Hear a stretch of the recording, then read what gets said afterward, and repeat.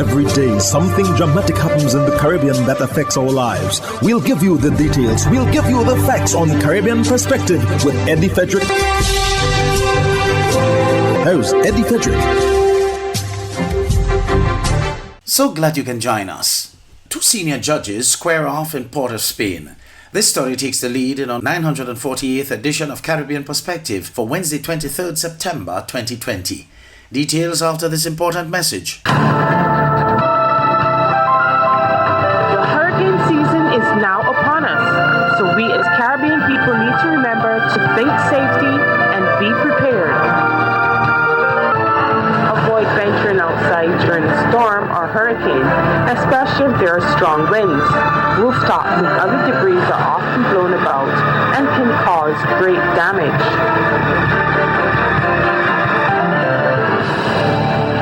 Welcome back.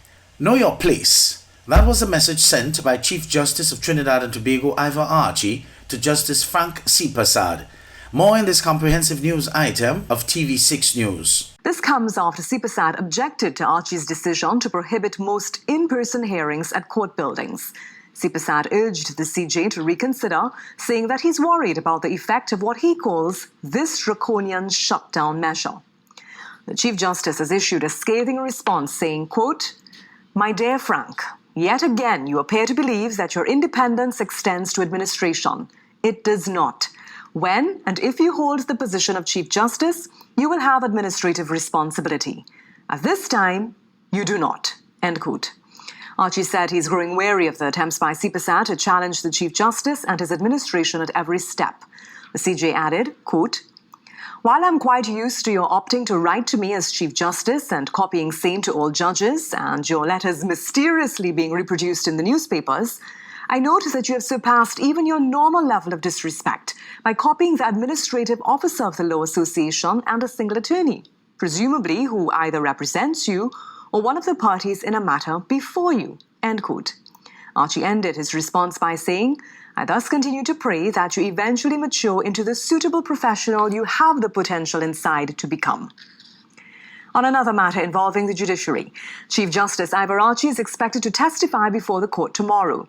Archie will virtually take the witness stand in the matter involving allegations brought against him and the Judicial and Legal Service Commission by former Chief Magistrate Marcia A. Caesar. It's over A. Caesar's short-lived appointment to the High Court bench in 2017. Archie is expected to be cross-examined by A. Caesar's lead attorney, Senior Counsel Ramesh Lawrence Maraj. Archie will be testifying virtually as the Express reports that JLSC attorney, Senior Counsel Deborah Peake, has said the Chief Justice is currently quarantined at home and will be in isolation for at least the next 7 days. Now to news of COVID-19 in Trinidad and Tobago. The Republic now has 2,078 active cases. The Ministry of Health announced that 44 more people have tested positive for the virus. There were no new deaths reported today, leaving the total number of deaths at 65. There was some good news as 4 more people have been discharged from public health facilities. And today officials reported 45 recovered community cases. Still on Trinidad and Tobago, within days of updating its guidance to accept that COVID-19 can be airborne, the U.S. Centers for Disease Control, CDC, reverses its position. But airborne or not, the Ministry of Health in Trinidad and Tobago says the precaution is being taken. TV6 carries that story and Urvashi Tawari Rupnarayan provides the details. The Centers for Disease Control on Friday updated its COVID-19 guidance saying, quote, "There's growing evidence that droplets and airborne particles can remain suspended in the air and be breathed in by others and travel distances beyond 6 feet, for example, during choir practice, in restaurants, or in fitness classes," end quote. Well, the guidance further said, quote, "In general, indoor environments without good ventilation increase this risk," end quote. Well, the change seemed to slip most, aside from CNN, which aired a story on Sunday, and the World Health Organization's Dr. Mike Ryan, who at their Monday conference in Geneva spoke to the update. Yes, we've seen the postings on the CDC website, and we're actually in touch with CDC to better understand the changes that have been made. There are parts of the website that appear to retain previous evidence and parts that appear to change. So we're just trying to check with our colleagues at CDC the exact nature of the change, if any, in their advice regarding this. Certainly, we haven't seen any new evidence, and our position on this remains the same. Later on Monday, the CDC reversed its position to the previous guidance, but did not discount the possibility of its recommendations being updated. A notice on its website says, quote, a draft revision of proposed changes to these recommendations was posted in error to the agency's official website. CDC is currently updating its recommendations regarding airborne transmission of SARS-CoV-2. Once this process has been completed, the update language will be posted, end quote. While in TNT, Health Minister Terence Singh says the possibility of COVID-19 being spread via aerosols has been acknowledged in the local context. We have been seeing this very early, and yes, we are constantly updating our guidelines as to how people should conduct themselves, especially in closed environments. Dr. Michelle Trotman, pulmonologist and medical director at the Cora Chest Hospital, agrees. From the onset and through our battle with COVID, we have been using the appropriate measures to assume in circumstances where the virus could possibly become airborne that we take full protection against that. So, as you know, you've heard this term, the PPE, which is for shortened for personal protective equipment. In viruses that are airborne, we would adjust that PPE to make sure that we protect ourselves, and particularly environments that are enclosed, then we would do that with the PPE, and the specifics of that we could always work out on a different basis. In an open letter to the World Health Organization in July, 239 scientists in 32 countries outlined evidence showing that smaller particles can infect people. They called for the agency to revise its recommendations. If those 239 scientists are right, masks may be needed even in social distant indoor settings. Healthcare workers may now require N95 masks, and more attention will have to be paid to ventilation systems in offices, nursing homes, and residences. Urvashi Tiwari Rupnarayan, TV6 News.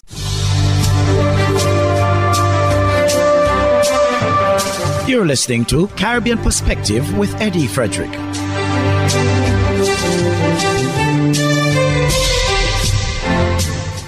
Up to Friday last week, Jamaica has averaged 150 cases of COVID-19 per day for that week.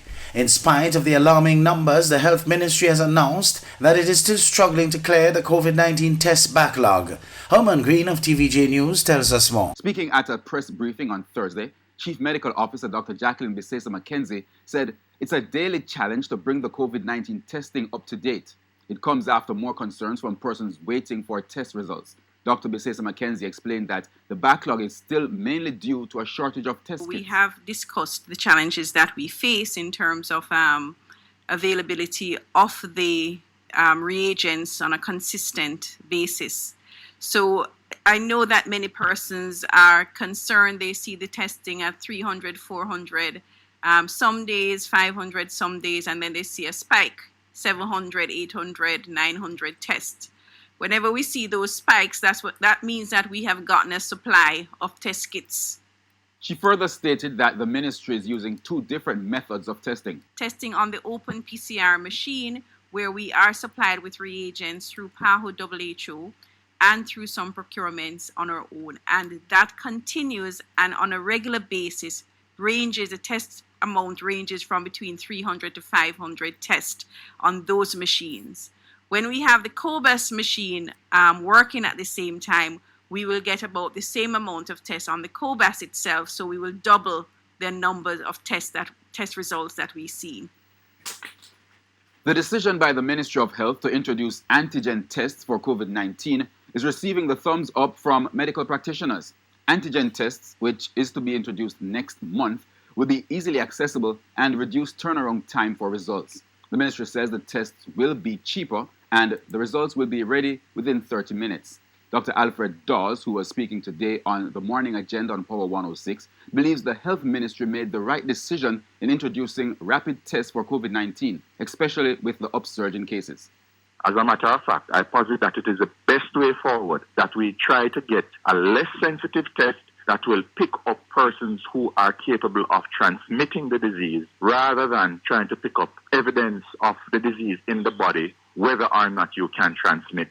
The difference between the antigen test and the PCR test is that the antigen test may not be positive if you don't have a high load of viruses, but it is not a bad thing. What we have found with the PCR is that even after you have cleared the virus, we've heard about people getting reinfection. Most of the time what happens is that you have the dead virus particles being shed and you're picking up these tiny amounts of the DNA-like substance called an RNA for this virus and amplifying it so that you come back positive even when you only have dead virus particles. What you need to do is to find out if you have live virus particles that can transmit the infection. If your viral load is low enough that the test will miss it, it is low enough that you will not be able to transmit the disease in most of the cases. And those are the persons who you want to identify. Meanwhile, Health Minister Dr. Christopher Tufton has responded to concerns about the manner in which COVID-19 updates are published.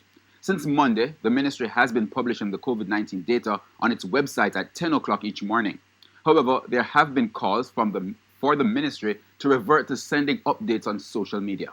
I want persons to also appreciate why we chose to go the other way. I mean, there were some who criticized the uploading from my pages, for example. Others have now said it should continue. So, you get mixed views. He explained that the intention is to focus less on the positive cases, given that the country has entered the community spread phase of the virus. We really are trying to make or minimize the positive cases. But in this phase, we're going to get a lot more. And it's important that Jamaicans understand that because it's everywhere. And we have to go through that phase. And we did say over the next 2 to 3 months, we're going to see that. If we focus solely on that, or primarily on that, we run the risks of not focusing on the measures that are important, the individual responsibility that is critical to living with COVID and overcoming COVID. Meanwhile, Guyana recorded its 66th COVID-19 related death. Gordon Mosley of Newsroom Guyana reports. The latest fatality is a 67-year-old man from Region 1. Yesterday, the country recorded its 65th death. That person was a 51-year-old man from Region 4. Meanwhile, the health ministry also reported that the country recorded 133 new cases as of midnight last night. The day before, the country recorded 101 new cases, and the day before that day, 66 new cases were recorded. In the past 3 days, 300 new cases and 4 deaths were recorded in the country. The majority of the new cases are from Region 4, once again making the region that is home to the capital the hotspot for COVID-19 cases in the country. Of the 2,402 confirmed cases that have been recorded in Guyana since the pandemic started back in March, Region 4 is home to 1,053 of those cases. As of midnight last night, the country had recorded 1,359 recoveries.